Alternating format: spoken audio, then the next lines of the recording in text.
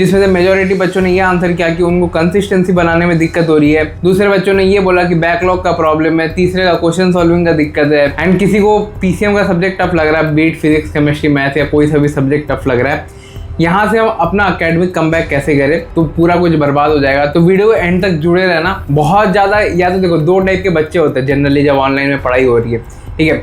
एक तो वो बच्चे हो गए जो बहुत ज़्यादा ओवर थिंकिंग करते हैं कि भाई ये कर लूँ, ये मटेरियल कर लूँ, ये रिसोर्सेज फॉलो कर लूँ। तो नमस्कार दोस्तों, मेरा नाम रोहित शॉय, करंटली मैं फाइनल ईयर हूँ आईटी दिल्ली के। एंड आज की वीडियो उन सभी बच्चों के लिए रहने वाली है जो अपना एकेडमिक कमबैक करना चाहते हैं। या मैंने अभी व्हाट्सएप में रिसेंट में एक पोल किया था जिसमें मैंने आपसे पूछा था कि आपको क्या क्या दिक्कतें हो रही है, जिसमें से मेजॉरिटी बच्चों ने ये आंसर किया कि उनको कंसिस्टेंसी बनाने में दिक्कत हो रही है, ठीक है। दूसरे बच्चों ने ये बोला कि बैकलॉग का प्रॉब्लम है। तीसरे का क्वेश्चन सॉल्विंग का दिक्कत है। एंड किसी को पीसीएम का सब्जेक्ट टफ लग रहा है, बीट फिजिक्स केमिस्ट्री मैथ या कोई सा भी सब्जेक्ट टफ लग रहा है। यहाँ से हम अपना एकेडमिक कमबैक कैसे करें, मैं अगर आप बोलोगे तो इंडिविजुअल टॉपिक्स है, जैसे कंसिस्टेंसी प्रॉब्लम को कैसे सॉल्व करना है, उस पर भी वीडियो लेके आ जाऊँगा। बस मेरे को इस वीडियो में सपोर्ट करना, अगर हो सके तो लाइक करना। एंड ट्रस्ट मी, मैं इन सारी जो टॉपिक्स हैं ये सब आपका क्लियर कर दूंगा। बस अगर आपके अंदर विल है कि भाई मेरे को कमबैक करना है, अब बहुत टाइम चला गया है, अब अगर मैं नहीं उठा तो पूरा कुछ बर्बाद हो जाएगा। तो वीडियो एंड तक जुड़े रहना। एंड मेरे तरफ से एक गिफ्ट भी है आप लोगों को। मैं जितने भी सारी टेस्ट सीरीज़ है लगभग सबका, सारे टेस्ट सीरीज़ आपको फ्री में प्रोवाइड कर दूंगा, ठीक है। बस वीडियो को लाइक कर देना जितना हो सके। 5000 लाइक होते ही मैं टेस्ट सीरीज़, जितने भी सारे टेस्ट सीरीज़ है लेटेस्ट पुराने, सब मैं व्हाट्सएप ग्रुप में अपलोड कर दूंगा ताकि टेस्ट सीरीज़ के आपके पैसे बचे, ठीक है। तो 5000 लाइक का एम रखते हैं। अब यहाँ से स्टार्ट करते हैं। और जो बच्चे सीरियस है, जिनको सच में कमबैक करना है, वो बस कमेंट में ये लिख दो, आई विल डू इट, मतलब मेरे को करना ही करना है, ठीक है। सबसे पहले आप लोगों के साथ दिक्कत क्या हो रही है ना, आप लोग पढ़ाई क्यों नहीं कर पा रहे या कंसिस्टेंसी बनाने में दिक्कत क्यों हो रही है? क्योंकि यू आर ओवरवेल्ड। मतलब इसका मतलब क्या होता है कि आप बहुत ज़्यादा, या तो देखो, दो टाइप के बच्चे होते हैं जनरली जब ऑनलाइन में पढ़ाई हो रही है, ठीक है। एक तो वो बच्चे हो गए जो बहुत ज़्यादा ओवर थिंकिंग करते हैं कि भाई ये कर लूँ, ये मटेरियल कर लूँ, ये रिसोर्सेज फॉलो कर लूँ, ये चीज़ें कर लूँ, क्वेश्चन यहाँ से नहीं बन रहे तो क्या ये करना चाहिए, मॉड्यूल्स कर लेना चाहिए, ठीक है। बहुत सारा इसमें ही कंफ्यूजन जाता है। एंड क्या होता है, लास्ट में कुछ भी चीज़ नहीं कर रहे। एंड अगर आप मेरे से पूछोगे तो मैं बोलूँगा कि पीवाईक्यू से ज़्यादा इंपॉर्टेंट कोई रिसोर्स नहीं होता। एंड अगर आप कंफ्यूज हो रहे हो तो मैं बोलूँगा कि आप बस पीवाईक्यूज पे स्टक रहो, उसको एज अ मेन सोर्स लो। एंड पता है सबसे बड़ा डाउट बच्चों को क्या होता है, बच्चे कंफ्यूज रहते हैं लास्ट पॉइंट तक भी, क्वेश्चन कहाँ से करना है, यहाँ से क्वेश्चन कर लूँ, वहाँ से क्वेश्चन कर लूँ। मैं आपको बोलूँगा एक ही चीज़ जो हर एक टीचर सेम चीज़ रिपीट करेगा, दैट इज कि सबसे पहले स्टार्ट करो पीवाईक्यू। अगर आपसे क्वेश्चन नहीं बन रहे या अगर आपको ये सोचने में टाइम लग रहा है कि भाई यहाँ से क्वेश्चन कर लूँ, वहाँ से कर लूँ, आपका प्राइमरी रिसोर्स पीवाईक्यू बुक रहना चाहिए, ठीक है। पीवाईक्यू बुक आप अभी नहीं, मतलब लाइफ में कभी भी किसी भी कॉम्पिटिटिव एग्जाम के लिए तैयारी कर रहे हो, पीवाईक्यू बुक से अच्छा और आपको मटेरियल नहीं मिलेगा। मैं आपको बोलूँगा कि देखो, मार्केट में बहुत सारी पब्लिकेशन है। एंड मेरा ये जेन्युइन रिकमेंडेशन रहेगा कि अगर आप पीवाईक्यू बुक ले रहे हो तो आप पीडब्ल्यू की mains plus advance combo book लेना, क्योंकि इसमें बहुत सारे यूनिक फीचर है। इसका एनालिसिस पार्ट भी बहुत अच्छा है। साथ ही इसका एक यूनिक फीचर जो मेरे को पर्सनली बहुत अच्छा लगता है, जैसे आप कोई क्वेश्चन कर रहे हो तो उसमें आपको पता चल जाएगा कि कितने बच्चों ने उसको अटेम्प्ट किया, आपको ये पता चल जाएगा कि कितने बच्चों ने उसको सही किया, कितने ने गलत किया, एंड कितने बच्चों ने उस क्वेश्चन को छोड़ा, ताकि आप फिगर आउट कर पाओ कि एग्जाम में क्वेश्चन को कैसे अप्रोच करना है। एंड ट्रस्ट मी, पीडब्ल्यू की mains plus advance combo book अगर आप लोगे तो आपकी मेंस के साथ साथ एडवांस की भी तैयारी हो जाएगी। मार्केट में बहुत सारी पब्लिकेशन है लेकिन पीडब्ल्यू बहुत ज़्यादा स्टैंड आउट करता है उससे। एंड मैं मेंस प्लस एडवांस का कॉम्बो आपको इसलिए सजेस्ट कर रहा हूँ क्योंकि आपके मेंस के पीवाईक्यूज एंड एडवांस के पीवाईक्यूज दोनों कवर हो जाएंगे। मेरा एक जेन्युइन रिकमेंडेशन था, अगर आपको पीवाईक्यू बुक चाहिए तो मैं लिंक डिस्क्रिप्शन में अटैच कर दूंगा। अब वहां से जाकर डेफिनेटली चेकआउट कर देना, लिंक डिस्क्रिप्शन में। अब यहाँ से आगे बढ़ते हैं। दूसरी चीज, आपने ये देखा होगा कि भैया फोकस नहीं बिल्ड हो रहा, डिसिप्लिन नहीं बिल्ड कर पा रहे ऑनलाइन में, ऑफलाइन कर लूँ क्या, मतलब बहुत सारे आपके दिमाग में थॉट्स आते हैं। एंड ये सब मेरे विचार नहीं है, ये सब आपके विचार है। ये सब क्यों क्रिएट होता है, मैं खुद भी ऑनलाइन स्टूडेंट रहा हूँ। ये सब होते हैं सोनली बेस्ड ऑन अजम्पशन। आपका ब्रेन ना अजम्पशन मान के चलता है। फॉर एग्जाम्पल, मैं अभी आप लोगों को अगर बोलूँगा ना कि भाई आपको अलजेब्रा का 100 क्वेश्चन करना है, आपके मतलब आप बस सोचते जाओ कि आपके ब्रेन में क्या आ रहा है। आपके ब्रेन में ये आएगा कि भाई मैथ्स में से होती नहीं, मैथ्स में वापस पढ़ना पड़ेगा, वापस लेक्चर खोल के देखता हूँ फिर क्वेश्चन करूँगा। मेजॉरिटी बच्चों का यही आ रहा होगा कि भाई मतलब आप अज्यूम करके चलते हो। जैसे ही मैंने आपको कोई टास्क दिया ना, आपका ब्रेन आपको पहले अज्यूम करके बताएगा ये ईजी है, हार्ड है। And most of the time क्या होता है कि जो भी आपका एक्सपीरियंस रहा है स्टडी में, ठीक है, जो बच्चे ऑनलाइन पढ़ाई कर रहे हैं, अगर उनका एक्सपीरियंस ये रहा है कि उनके मॉक टेस्ट में कम नंबर आ रहा है, अगर उनका एक्सपीरियंस ये आया कि भाई क्वेश्चन उनसे सॉल्व नहीं हो रहे या न्यू क्वेश्चन वो अप्रोच करते हैं अदर देन क्लास इलस्ट्रेशन, तो क्वेश्चन उनसे क्लिक नहीं हो रहे, तो एक मन में डर बैठ जाता है। एंड इसी डर से आपका अजम्पशन जन्म लेता है जो आपको पढ़ने से रोकता है। जो आप बातें सुनते हो ना, फोकस नहीं आ रहा, डिसिप्लिन नहीं आ रहा, ये सब कुछ नहीं है। It is all based on your assumption. Focus क्यों बिल्ड नहीं हो रहा? क्योंकि आप पढ़ाई नहीं कर पा रहे हो या आपका माइंड डाइवर्ट कर रहा है उस चीज से कि भाई ये चीज तो टफ है, अगर ये ना करके शॉर्ट देखूंगा you will be at relief, तो आपका ब्रेन ये अज्यूम करना स्टार्ट कर देता है। एंड दिक्कत पता है यहीं से स्टार्ट होती है। जब आप सोचते हो ना कि भाई मोटिवेशन लेके, जैसे फॉर एग्जांपल ये वीडियो आपने देखा, आपको समझ में आ रही है चीज़ें कि हाँ भाई मेरे साथ ऐसी हो रही है, जब आप ये करने जाते हो ना, आप देखोगे ऑब्स्ट्रक्शन क्रिएट होगा बहुत ज़्यादा। एंड जैसा मैंने प्रीवियस वीडियोस में भी मेंशन किया था, जब ऑब्स्ट्रक्शन क्रिएट होगा तो जब भी आप फोर्स करोगे ना ब्रेन को कि भाई चल पढ़ाई करते हैं, कम्पिटिटिव एग्जाम क्लियर करना है, मैं कोई सी भी कम्पिटिटिव एग्जाम की बात कर रहा हूँ, ठीक है, ये वीडियो सबके लिए 11-12 ड्रॉपर्स हो, नीट हो, जेई हो, सारे बच्चों के साथ यही दिक्कत हो रही है कि आप पढ़ना चाहते हो लेकिन आप कर नहीं पा रहे हो, ठीक है, अपने एक्सपेक्टेशन मीट नहीं कर पा रहे, बैच में नंबर नहीं बढ़ रहे, मॉक टेस्ट में नंबर नहीं बढ़ रहे, बहुत टाइम हो गया, ठीक है, अब यहाँ से इस चीज़ को इंप्रूव करेंगे। एंड जैसा मैं आपको बता रहा था, जब ऑब्स्ट्रक्शन क्रिएट हो जाता है तो आपका ब्रेन, सेकंड थॉट क्या होता है ब्रेन का कि वो आप प्लानिंग करना स्टार्ट कर देगा। अगर आप उसको थोड़ा बहुत फोर्स करोगे कि नहीं भाई तेरे को पढ़ाई करना है, वो पढ़ाई नहीं करके वो प्लान करेगा चीज़ों को कि भाई फिजिक्स समझ लो 100 दिन बाद है, ABJ सर से पढ़ूँ, सलीम सर से पढ़ूँ, राजवंत सर से पढ़ूँ, ठीक है, ऐसे कर करके वो आपको फिर कंफ्यूज या लूप में क्रिएट रखेगा, जिससे आप वापस से वही चीज़ में भटक जाओगे जहाँ आप खोए हुए थे, ठीक है।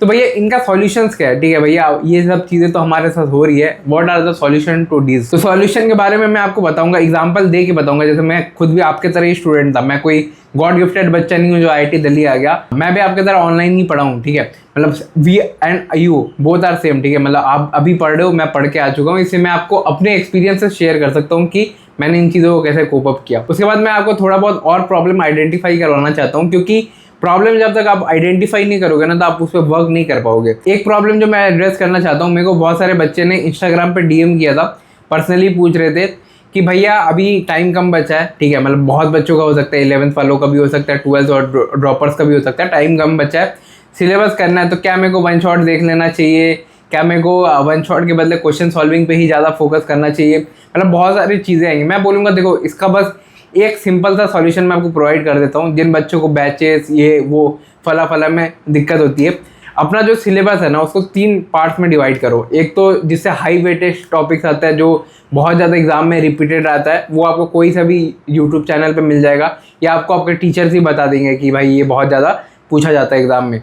दूसरा मीडियम वेटेज, जहाँ से मतलब समझ लो कि 8 मार्क्स का या 5-6 मार्क्स का क्वेश्चन आ जाता है, उसको मीडियम वेटेज में रख लेना एंड लो वेटेज का रख देना।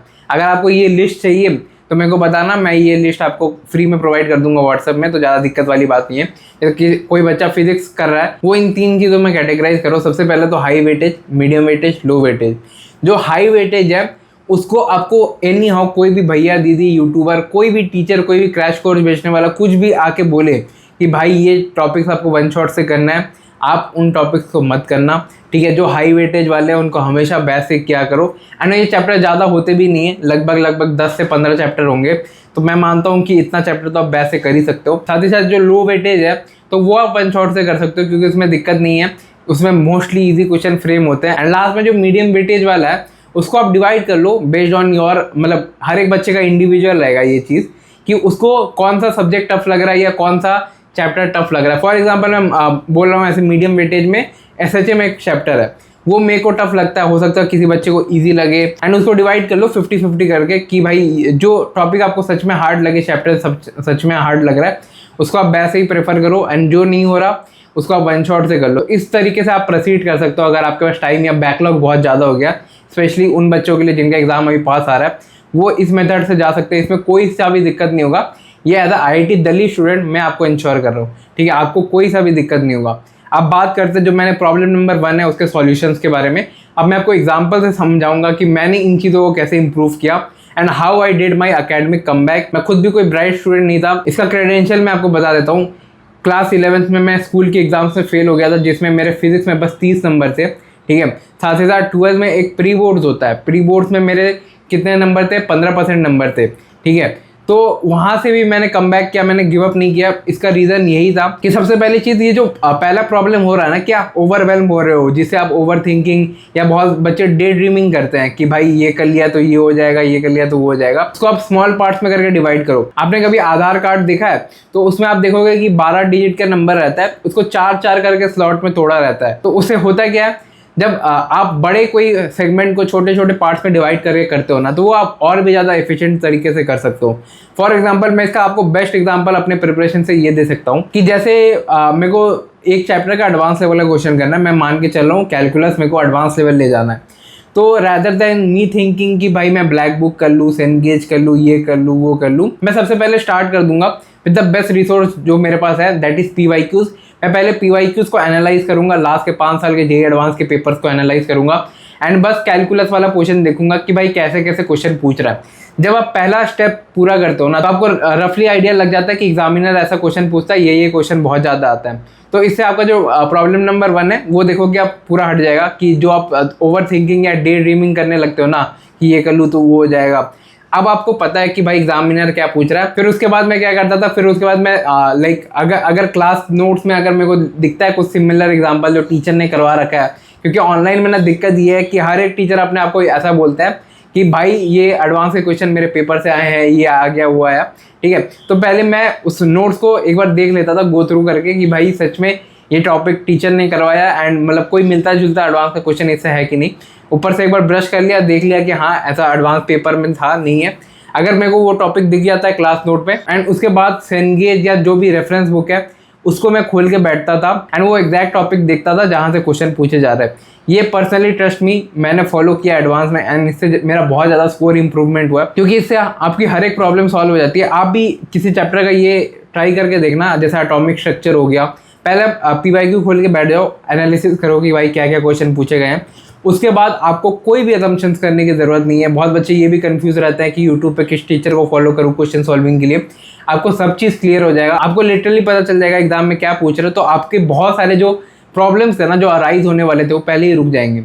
अब दूसरी चीज़ मैं क्या करता था अपनी प्रिपरेशन के टाइम में, कंसिस्टेंसी, फोकस और डिसिप्लिन बिल्ड करने के लिए। सबसे पहले देखो, हम ना ब्रेन को रोक नहीं सकते असम्पशंस क्रिएट करने से। अगर आपके ब्रेन को ये लगता है कि मैथमेटिक्स टफ है, नीट वाले बच्चों को ऐसा लग सकता है कि फिजिक्स का ये टफ है, रोटेशन टफ है, तो उस अजम्पशंस को आप ख़त्म नहीं कर सकते, ठीक है। आप कभी भी अपने ब्रेन को बोलोगे ना कि भाई रोटेशन का चैप्टर मेरे को पढ़ना है, वो आप मतलब आपका ब्रेन प्रोसेस क्या करेगा, बहुत लेंदी चैप्टर है, बैच में इसके 32 लेक्चर है, 28 लेक्चर है, कैसे होगा, बहुत टाइम लग जाएगा, इससे अच्छा मैं कुछ और कर लेता हूँ। एंड उससे आप देखोगे प्रोक्रास्टिनेशन, या आप वो चीज़ कभी करते नहीं हो। आप सोचते हो 12 घंटा पढ़ने का, 2 घंटे भी नहीं पढ़ पा रहे हो। तो सबसे पहले ये मतलब जो मैं आपको प्रैक्टिकल फैक्ट बता रहा हूँ कि आप कभी असम्पशंस मतलब ख़त्म नहीं कर सकते अपने ब्रेन से, क्योंकि वो उसका प्रोसेस है। एंड इसको कोप अप करने का बस एक ही तरीका है, एंड इसका नाम है माइंडसेट। आपने हमेशा सुना होगा कि एक टॉपर बच्चे और एक एवरेज बच्चे में ना कोई IQ या मतलब कोई गॉड गिफ्टेड नहीं होता, उसमें एक ही डिफरेंस है माइंडसेट का। एंड मैं आपको अब मेरे एग्जांपल से समझाऊंगा, क्योंकि मेरी और आपकी कहानी दोनों की सेम है, दोनों ने ऑनलाइन जर्नी करी हुई है, दोनों मतलब बैचेस से ही पढ़ाई करते थे। तो आप ना कभी भी आपको जो भी चीज़ टफ लग जाए, फॉर एग्जांपल आपको कैलकुलस टफ लगता है, आपको रोटेशन टफ लगता है, आप उस चैप्टर को लेके बैठ जाओ बस, ठीक है। मैं आपको बस बहुत प्रैक्टिकल एग्जांपल दे रहा हूँ, लेके बैठ जाओ, अज्यूमिंग मतलब जो भी असम्पशन आपका चल रहा है वो लेके बैठ जाओ कि भाई टफ है, कुछ भी है, लेके बैठ जाओ। एंड आप देखोगे ना, जब आप उस चैप्टर को कंप्लीट करोगे तो आप ये फील कर पाओगे कि भाई ये चीज़ तो उतनी ज़्यादा टफ नहीं थी। इसका और एक प्रैक्टिकल एग्जांपल मैं आपको आपके एग्जांपल से समझाऊंगा। जो बच्चे अभी क्लास 12 में आ रहे हैं ना, उसको अभी क्लास 11 बहुत इजी लग रहा होगा कि भाई क्लास 11 तो क्लास 12 से ज़्यादा इजी है। क्लास 12 में तो कैलकुलस वाला पूरा सेगमेंट है, इंटीग्रल कैलकुलस, डिफरेंशियल कैलकुलस आपको पूछा जाएगा, ठीक है। आप अगर फिजिक्स की बात करोगे तो फिजिक्स में आपका इलेक्ट्रोस्टैट्स, करंट, इलेक्ट्रिसिटी आपको ज़्यादा टफ लगेगा।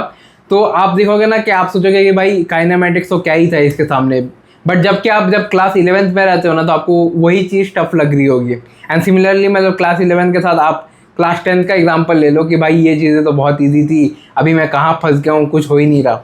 तो आप असम्पशंस जब तक लेके बैठोगे तब तक कुछ नहीं होगा। आप एक बार लेके बैठ जाओ, एक बार जब वो चीज़ कंप्लीट हो जाती है ना, जब आप आगे मूव ऑन कर जाते हो, तो आपको वो चीज़ ज़्यादा टफ नहीं लगेगी। एंड ये बात मैं हर एक बच्चे के लिए बोल रहा हूँ, ठीक है, जिसका फोकस, कंसिस्टेंसी, डिसिप्लिन में इशू हो रहा है। आपको मैंने आइडेंटिफाई करवा दिया क्यों ये चीज़ें हो रही है।